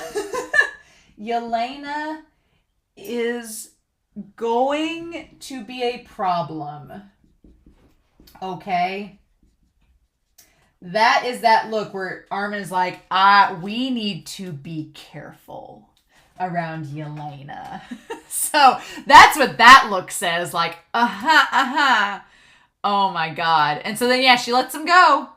She lets him go to help as the airships are crashing down around them all. And meanwhile, we have Colt and Gabi running off this way. Oh my gosh. And so we see them all fly over. And Gabi's like, what's that metal pipe? And he says, an anti-Titan rifle, though it's a tough kill without hitting the nape dead on. Oh, okay, so is that what he has? I thought she was talking about the Thunderspear, but is she talking about what he has? Let me go back and see that moment. Is she talking about what, I'm wanting to see if she is talking about what Colt has. Okay. And so they all fly away, and then, yeah, so he's got, okay, so the metal pipe that he's carrying with him. Okay, that's on his back. That's what I thought she was talking about the Thunder Spears for a second, because Mikasa and John flew by with the Thunder Spears, so I thought that's what she was talking about. But in that moment, she's like asking what the metal pipe he has is, and he says an anti-Titan rifle, though it's a tough kill without hitting the nape dead on. That's a setup. So that's a setup for something. Okay, so we've established that that's there. Okay, so Gabi now knows that there's an anti-Titan rifle. Okay. And it has to hit dead on. It has to hit dead on. Okay. That is setting up for something. That could be setting up for a number of things. That could be setting up I don't know. For some reason, I feel like Gabi's going to be the one using it because she asks about it. And that's like just a narrative thing, like a character asking about it. And I feel like Colt, we'll talk about this a little bit later, but Colt, I feel like he's going to be emotionally, I don't know. Them getting close, them mentioning the scream in this episode, and Colt being like, we'll talk it out with Zeke and he won't scream. I'm like, Colt, you're an idiot. He is going to scream because he doesn't care. He doesn't care about you, Colt. Nope. And I'm sure that Zeke's going to be like, I'm going to keep you from becoming the Beast Titan, Colt. Just don't worry. Oh my God. And they've got Falco with him. They've got Falco with him. And if he screams next episode, then Falco's going to turn into a Titan. So you could think of a lot of different logical things with all of this. One, would Gabi use the anti-Titan rifle to kill Falco if he turned into a Titan? Would she do that? I don't know. Colt, I think, is going to get emotionally compromised and isn't going to be able to use it. If Falco turns into Titan, Colt is just going to be... I'm like, what if Falco eats Colt? That would be terrible. But what if he turns into a Titan and eats Colt? And Gabi's like, I need to just kill him. I didn't have death flags on Falco until this episode. I really didn't. I thought that Falco's been this symbol of freedom. And I thought that he was going to make it till the end and that it'd be a big symbolic thing with him and Eren or something like that. But I don't know now. If he turns into a Titan, I don't know. So I feel like this anti-Titan rifle is going to get used on either one of four people. It's either going to be used on Falco to kill him if he turns into a Titan. Gabi's going to use it on him. It's going to be used on Zeke to kill Zeke or get him out of the Titan so that maybe Falco can eat him. I keep thinking I want Falco to turn into the Beast Titan instead of Colt. I just have my reasons. I think I talked about in the recap, but I'm like, I want Falco to become a big bird. I want Falco to become a bird Titan. That's all I want. That's all I want at this point. If he has turned into a Titan shifter, which at this point, he could either not turn into a Titan at all, but Zeke's going to scream. I know he is. It's just been set up. Gah. So either Gabi's going to use the rifle on Falco to kill him, to put him out of his misery. She's going to use it on Zeke to kill him. The question will be, will Eren touch Zeke before that happens? Or what happens if Eren touches Zeke and she kills Zeke while Eren's touching him? Does that sever the connection? Or is it once we touch, we're good and Eren can use the power? Because like when he touched Dinah in episode 12 of season 2, he was able to use the power. The power lingered for a little bit. So he touched her palm once and he was able to command the Titans to attack. And then he commanded the Titans like 5 to 10 minutes later to go after Reiner and Bertolt after he touched her that one time. So it could be that he only needs to touch Zeke once, and once that's happening, then he could activate the rumbling, he could do whatever. Whatever's going to happen could happen. So if that's the case, once he touches it, he could be like in whatever happens to him. I'm like, I don't know what's going to happen when he touches Zeke. Is time going to stop? Are they going to go to like another dimension?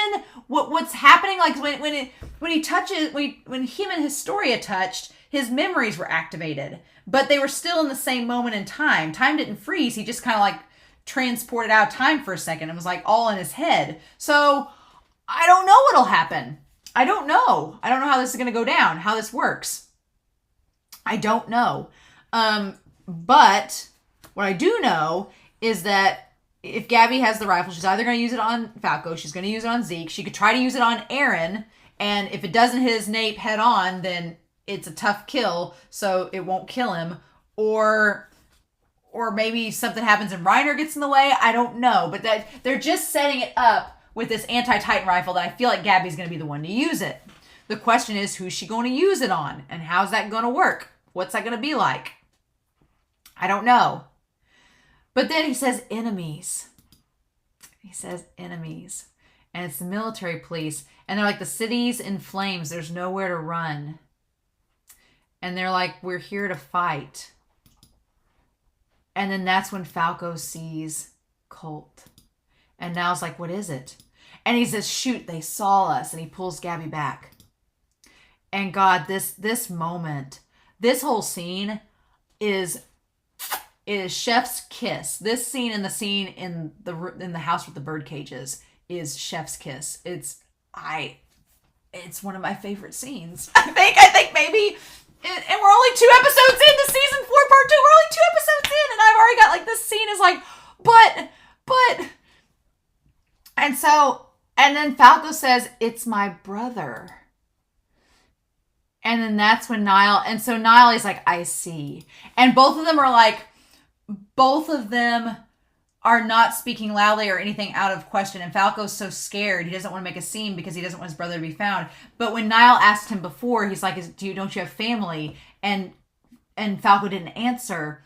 In this moment, it's like Nile's realizing, you do have family and they're here and they're a soldier. That's why you didn't want to say anything, because we probably would have to be fighting them. And he looks down and he sees the bandana. Like, Nile sees the bandana and he grabs him by it. Like, that's such a symbolic thing. Like, he's grabbing by it. Like, he knows that Falco's in the same boat that he is. He's like, no. He's like, come with me, prisoner. And Nile putting on an act. And he's like, I'll tie him up in a house. And they're like, we'll keep moving. Don't take long. So it makes sense. There's like, this kid could turn into a Titan too. So let's just tie him up to a house and leave him. He's just a liability. He's a liability. He's going to get in our way. We're not going to be able to protect and defend the city with this kid in the way. I'm just going to tie him up in a house and leave him. And if something crashes on him, it crashes on him, right? To save him. And in this scene, I was so afraid that Colt was going to shoot him. Because he says, I've got no choice. But he does. This is such an important moment in this series, I feel like. Because Colt's like, that man is the enemy. He has my brother. He's surely, like, I've got to shoot him to save my brother. I thought he was going to shoot him. I fully expected now. I was emotionally preparing myself for Colt to turn around and shoot, and for then everybody to see, and then them all taking off and running. And I expected like Falco to look back and see Nile falling to the ground dead.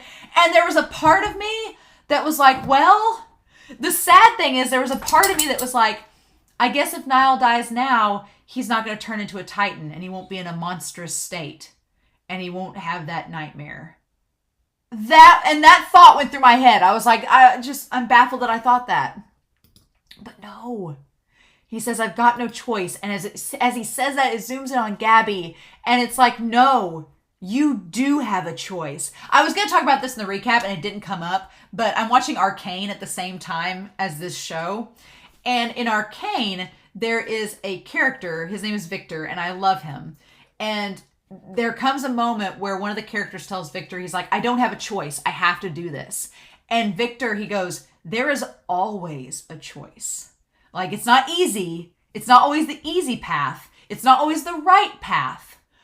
But it's a choice. You always have it. And that kind of ties back to Eren. Like, there's always a choice. You always have a choice to make. It may not be right. It may not be easy, but it is yours to make. And that's what's important. And in this moment, Gabi makes the choice. Like, no, we're not going to do that. She says, wait. And she holds him back. And Nile just showing up with Falco. And they just stare at him and he says, this is no place for a kid. Go home. Just the look on Nile's face. Where he's imagining probably like his daughters. And he's like, this is not a place for y'all to be. You need to leave. You need to get out of the forest. Leave the forest. Go home. Oh my God, Nile. And he shoves him. And he shoves him towards Colt. And he's like, let's go. And then I love that Falco looks back and he's like, Mr. Nile, thank you. And he just waves him off and goes back. That moment. And I love that Gabi makes a choice. She chooses not to kill. Like that character development right there. She chooses not to fire. Like that in that moment, like Gabi and we'll get to the bird cages, but she freed herself. She was like, no, I'm done. We don't have to do this. And here's the thing, by not attacking him, he gave Falco back, told them to leave, like go home, get out of here. And no one died. And it wasn't easy. It goes back to what Mark Luzon, what you just said in your comment. It goes back to that, like the only way to heal is to make peace with the demons that hurt you. And yeah, that's exactly what Gabi just did. And what she's going to do in this later scene. I was so floored by that moment. That was so perfect. And I'm like, Isayama, what are you doing, my dude? You just, I was afraid going in after the last episode. I was afraid that this season, I was like, is this just going to be all action? And because the season 4 part 1, there was a lot of action. There was. But there was a lot of thematic setup, a lot of symbolism, a lot of setting up the themes of this series and what Isayama's message is. And last episode, I was like, oh, are we just going to get as dark and dirty as we can and kind of put those to the side? But we're not. We're still keeping those there. They're weaving back into the plot. And it's just done so well. I'm like, ah. I love it so much. I freaking love it. But yeah, so then we have we have the Jaegerists with the thunder spears, and it looks like Gabi like peeking over the edge, and there's like little shrubbery and stuff growing there. And then, oh god, Colt hugging Falco.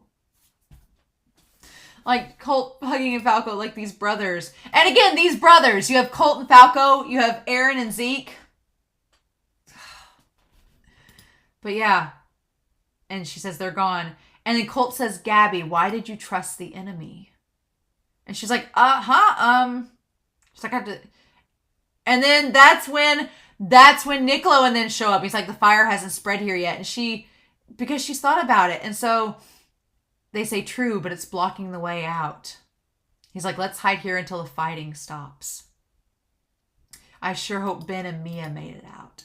Mr. Browse is like, I reckon those two are fine. They're toughens.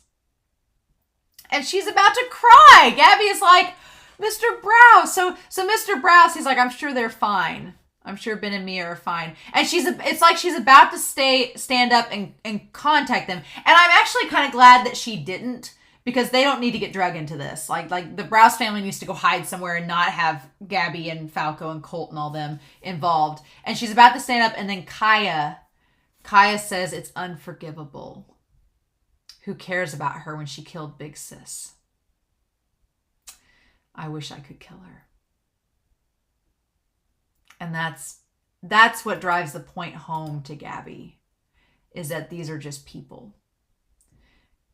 And Colt, and I like that Colt this whole time has been like, what's going on? Why are you acting this way? What's up?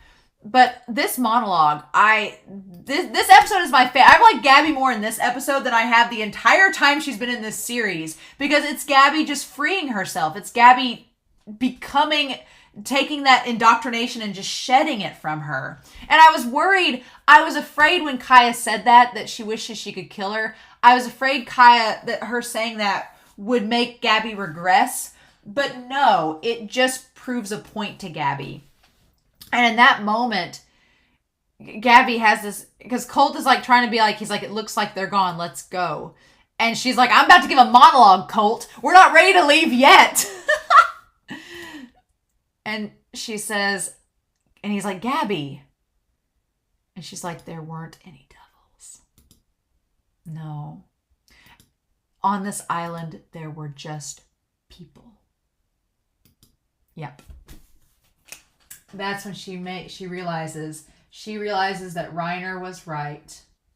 And in that moment, she realizes exactly what her cousin was trying to say, but he couldn't because he knew nobody would believe him. He couldn't because it would break his mother's heart. He couldn't because it would go against everything he was standing for. But she realizes that what he meant to say all along is that there were no devils. Right? There were no devils. Only people. And I'm waiting for that line to get twisted around, and I'm waiting for someone to tell Yelena there were no deities, only people. Because she thinks that Zeke and Eren are like gods. And I'm waiting for someone to tell her there were no gods. Eren and Zeke were not gods. They were just people. Like, I'm waiting for it to flip, right? But she says there were no devils on this island. And I love that Colt and Falco are like, she's like, I finally understand Reiner. She's like, yeah. And Colt is like, oh, Reiner's been thinking the same way? I feel like Colt is learning all this too. Like, Colt's like, wait, what? What's been going on? And the fact that Isayama, like, God, this is such a deliberate writing choice, but it's just, you could have had anything in this house, I guess, this random house, but it's all bird cages. And it's just like this moment, It's like Isayama saying, hey, right before all this shit goes down with Eren and Zeke, can we touch base on the whole message of the story again? In case if y'all missed it back in part 1.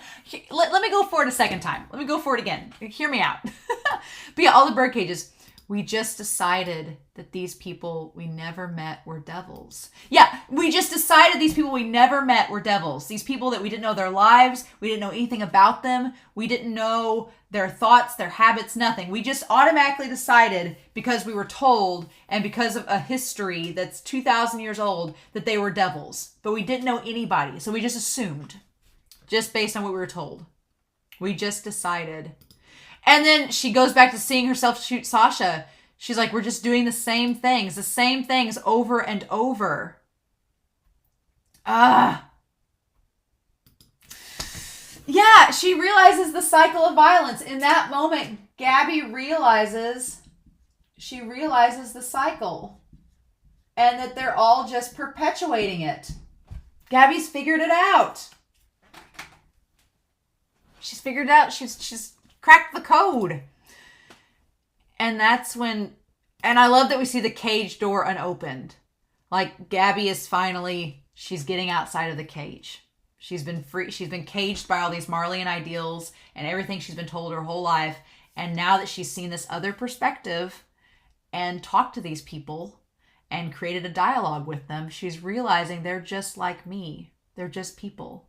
And we're just doing the stupid things over and over again. And in that moment, Falco kind of realizes it as well. And she says, I'm sorry, Falco. You knew, but I dragged you into it. She's like, you were right. She's like, you knew this was, she's like, you knew that it was stupid and I still made you come into this. And then Falco's like, well, and I love that he grabs the bandana, like knowing, he's like, in that moment, him grabbing the bandana, he's like, I know that I could die at any time. So I might as well, now's the time. Now's the time to say it.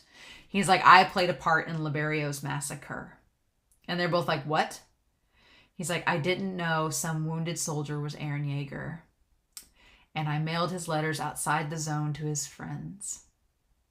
And we have all these cages like just hung up in the air. He's like, lots of people were slaughtered.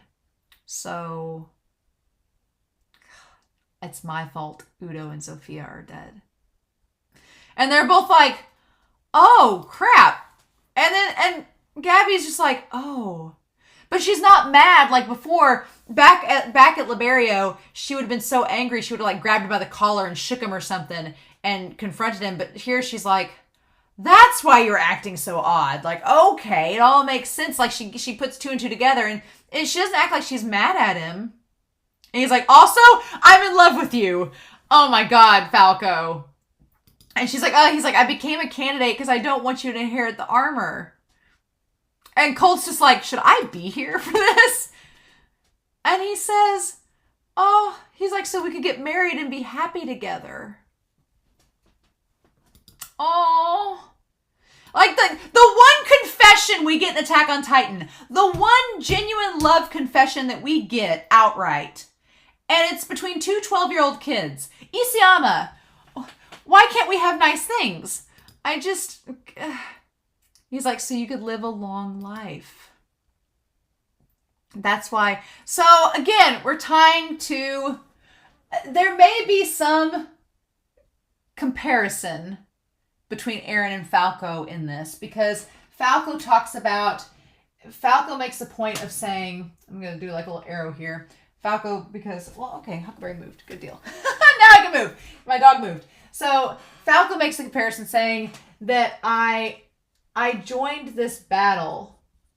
I joined the battle so that you could live. So that you could live a long life. He's like, I joined this battle, Gabi. I joined this program so you could live a long life. He's like, I didn't want to. He's like, I don't want to become a warrior. Not really, but I joined it so that we could be happy together and I could keep you from getting the armor and we could live a long life. And as flawed as that is, because it's like your warrior candidate, you're probably both going to inherit a Titan shifter at some point and your long life is going to be 13 years. That's here nor there. They're 12 years old. Just 12-year-old logic, go. But in the same vein, Eren joined Zeke's plan because he wanted his friends to live a long life. right? And that's the complicated thing about it, is that by Zeke's logic, we'll cause the rumbling, we'll do the sterilization, and that will allow Parody to have some time and the people of Parody to live out the rest of their days. Now, I've spent 5 hours talking about the flaws of that plan. I'm not going to go over it again. But my point is that Eren probably went along with Zeke's plan too, in a sense, unless we find out in the next couple episodes it's whatever, when him and Zeke are supposedly going to touch. But he wanted them to live a long life, and he's like, I want to stop all these battles and all this war so that you guys can live a long life. So there is the one comparison between Falco and Eren, is that they did things they didn't want to do because they cared about people. Like, that's the only comparison really between them at this point in this episode. And he's so blushy.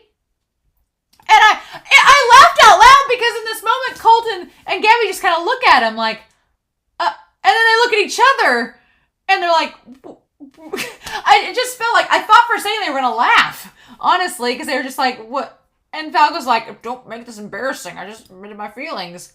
And I love that Gabi's the one that, like, she has this reaction. She's just like, why are you telling me this? Like, why are you confessing your love to me? Like she looks at Colt like, he's your brother. Why would he do this? And Colt's like, I've not confessed to a girl. I don't know what this is like. And he says, because I might turn into a Titan and I want it to be said. Because he thought back to Nile, and he's like, Nile's probably not going to get a chance to talk to his wife and his daughters. And Nile made it a point to say that he wanted to tell his daughters more, that he loved them. And Falco's like, I don't want to die or become a Titan without telling you this. And just that expression, like, Colt is like heartbroken. Colt's like, no. Like, Falco's just resigned himself that he's gonna die. Falco's like, it's gonna happen. He's like, Falco's like, I know this is the end, and I've just accepted it. But it's like, it's so bizarre in the weirdest way, because Falco is like Zeke. Because when Zeke knew that his parents were restorationists and they were going to be captured, he went to Cassava and he told Cassava everything. And then he was like, well, he's like, I just wanted you to know. He's like, I really enjoyed our time together. Like Zeke confessed to Cassava how much he cared about him because he thought he was going to die. Like, the Falco's doing the same thing that Zeke did. And Colt is like terrified about that because he's like, you're my brother. You're 12. You shouldn't be thinking this sort of thing. And Gabi's just like, oh, and poor Falco's about to cry. And Gabi's just like, oh my God. And I love that she just, this moment where she rips the armband off. Like, screw this. You're not gonna die. Like, no. And she just rips it off. Like, she does what Falco tried to do. It's such a parallel. She does what Falco tried to do to her back with her armband. And the whole good Eldian thing. The whole good Eldian thing. She's like, no, this armband represents my cause and my mission. And with Falco, she's like, screw this. And she rips it off and throws it to the ground. And she's like, let's go. And she's like, I'm tired of sitting here. You're not going to die. Oh. And then Colt says, if Zeke hears you drank his spinal fluid, that might stop him from screaming. It's a nice sentiment, Colt. I wish it were true, but I don't think Zeke cares. That's the problem. And then, that's such a false hope. But it's all Colt's holding on to. At this point, Colt is like, I'm going to grasp at any straw I can. And if depending on Zeke to be this way is my only chance, then I'm going to do it. So, oh God. But yeah, and Falco, and then the black cloth on the ground. Like, tossing the armband aside. Saying that, no, you're just like, don't be resigned to death. You're not different than us. And also it could be that Gabi's saying too, she's like, you're just as likely to die as any of us. We could all die in this battle. So don't just give up and think that you have more of a chance of dying than we do. But yeah, I feel bad for Colt. I've said this whole time that I've had death flags on Colt. I still do, but now I have death flags on Falco. I'm like, he's confessed. He spoke his piece. He said everything that needed to be said. I was like, oh, I don't think Gabi's going to die. Because we've gotten all this character development with Gabi, and I feel like she's not done yet. Like, she's just now blossoming, right? And so I want to see more with Gabi, but I don't want Falco to die. But now I don't know. I don't know what's going to happen? And so, yeah, we cut to Mikasa about to get shot. So we go back to that. And then Jean says, it's no use. There are too many. We can't get near Eren. There's too many Marlians. And Eren doesn't even know they're there. And then Galliard goes. Galliard doesn't even notice they're there either. He's just trying to go on, right? But Eren doesn't know that they're there. Galliard doesn't know that they're there. Zeke is chucking rocks and just, oh God, Zeke chucking the rocks, and it goes through his side, it goes through his head. Nope. Like, it just tears Galliard apart as Eren's just like lumbering towards him. And he's like, Eren, we're almost there. We're so close to fulfilling our dream. Yeah, it's mainly Zeke's dream, but and he's like, so close. And then he looks over and he says, and that's peak. But here he says, but he doesn't say peak. He says the cart titan. He does not say peak. He says the cart titan, interestingly enough. It's like he doesn't want to designate. That's so curious in that moment, because it's like he doesn't want to acknowledge that Peak has died. It's just the cart titan. Like, we're going to drop the formalities. We're going to drop the personal part of it, right? I didn't think that Peak had died in that moment, though, because the way that she's angled there, it's like, again, when you like faint and you're like, and you like fall down like such a theatrical way where it's clearly not a real faint. I figured if she was really dead, she'd be like on her side and like mangled or something, not conveniently like, I did this on purpose. Like, that looked like I did this on purpose, right? So when he said she was dead, I was like, no way. But he says, so that's where you met your end, Peak. I'm like, Zeke! Dude! A lot of you like Zeke. And Zeke, I put him in S tier in the recap. But I'm like, Zeke is such a flawed character. And I like that about Zeke. I like that Zeke underestimates so much in this series. He underestimates Levi. He underestimates Peak. I'm like, you've been working with Peak for years. You'd think you'd know her better. Like, what? And then they all say, yeah, we got the cart titan. Just another day in the survey corps. I feel like that's exactly what's about to happen. Because Flock shows up, and Flock's like, we finally caught up to you. Who took her out? And then it's like an SNL skit. They're like, I thought you took her out. That was such a great moment. They're like, oh, we thought you took her out, bro. Like, and then that guy just gets knocked in the head. And I love Flock being like, I also realize in rewatching the recap and rewatching my reactions, I mistake Falco and Flock's name constantly. I want to formally apologize. I know who I'm talking about in the moment. My mouth wants to say Flock, but it sometimes says Falco. And sometimes when I want to say Falco, I say Flock. So here we are. But yeah, I love Flock's expression. He's like, oh no. And they're like, wipe him out. And then he's like, huh? And that Beast Titan look, he's like, wait, what? And then Magath. And then Peak goes, here's your one shot at a sneak attack, General Magath. Like, she calls him how he wants to be called.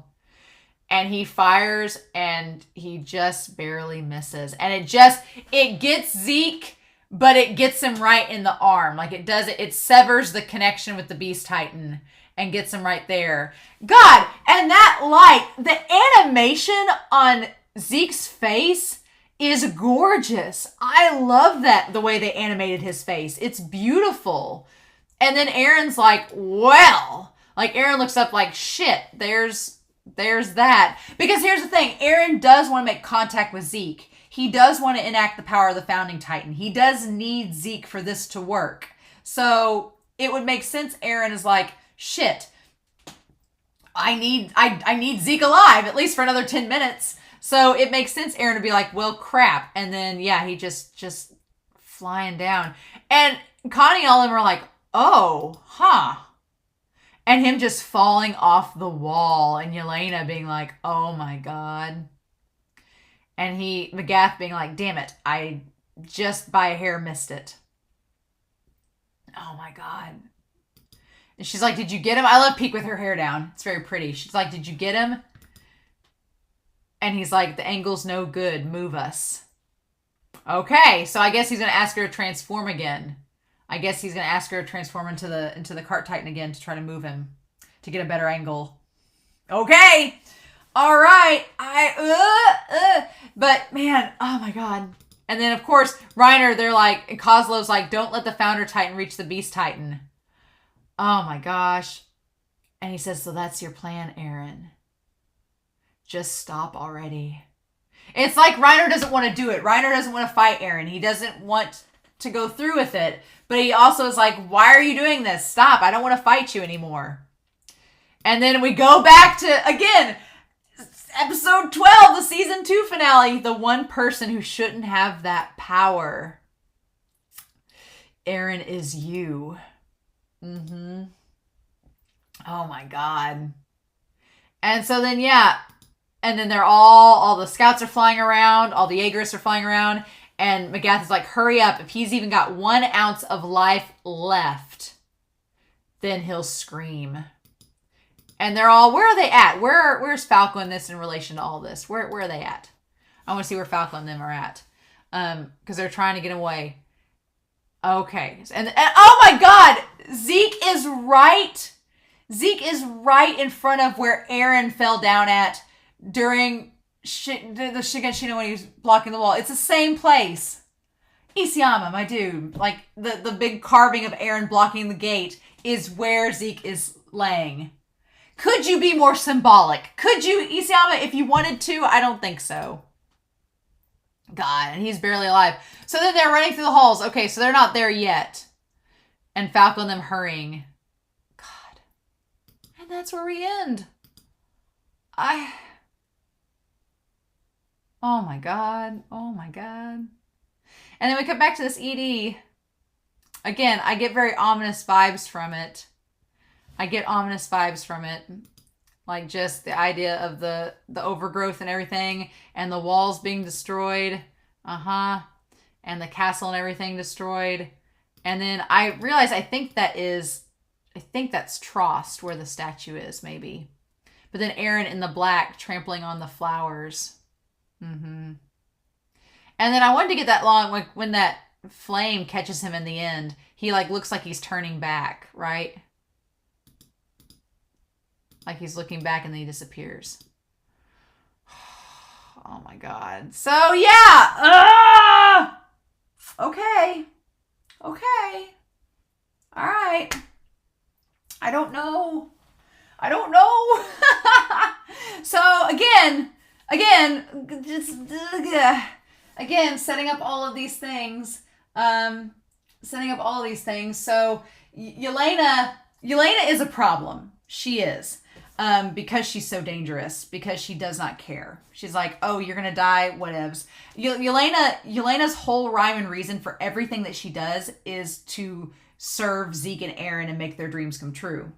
And so if it means she has to kill everybody else but Zeke and Eren, she's gonna do it. And that's what's terrifying, is because she doesn't have any qualms with that. So it makes sense that Armin's like, I need to get on Yelena's good side so that she doesn't kill us all.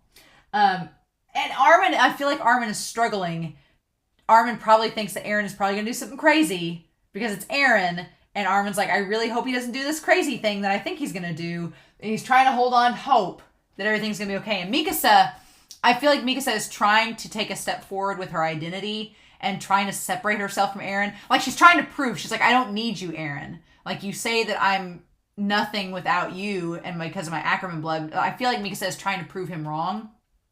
For herself too, to be like, no, I am my own person. And as long as she holds on to that, as sad as it is, like, I want her to keep the scarf, and I think Louise took it, but I want to say that Mikasa, I want her to confront Eren and be like, I don't need this scarf, like, I'm my own person. I feel like she needs to do this, but it's sad. We didn't get Hanji and Levi at all. Where's Hanji and Levi? Who knows? Where's Hanji and Levi? Are they dead? Is Levi dead? I don't think Levi's dead, but I'm like, here's the thing. Levi at least lost some fingers. Levi is not a Titan shifter. He cannot regenerate. If his fingers are gone, how can he hold the ODM gear? How can he do that? No. And maybe he lost more than fingers. We don't know. So I don't want to be spoiled yet, but that's worrisome. If he's lost fingers to hold the gear, it looked like his face was busted open. Hanji, girl, Hanji could have got injured. Woof. Woof indeed. I don't know. It's very nerve-wracking, but there's so many contrasting things with Falco and Eren. I think it's interesting.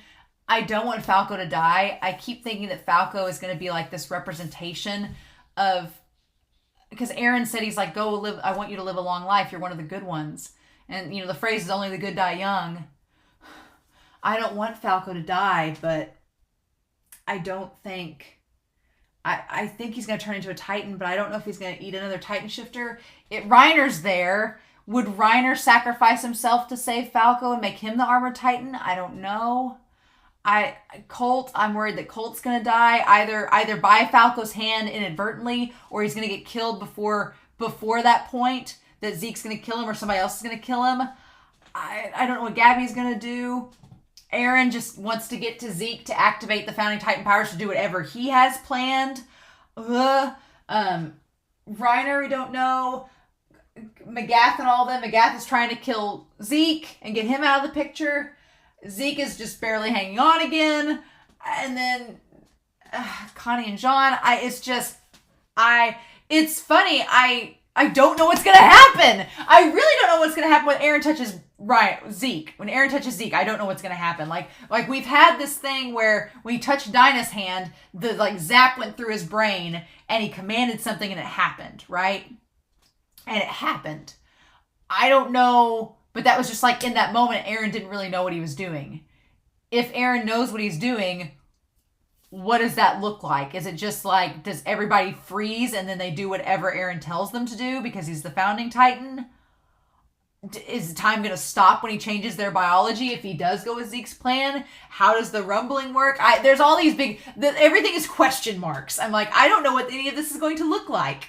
So, and I don't want to know. I want to be surprised. I don't want to be spoiled. But I'm just, I don't have a vision for what it will look like.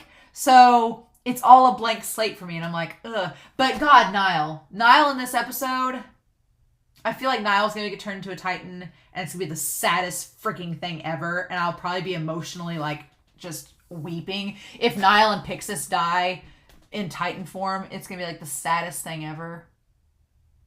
I'm not ready for that. I'm not ready for that at all. Nope.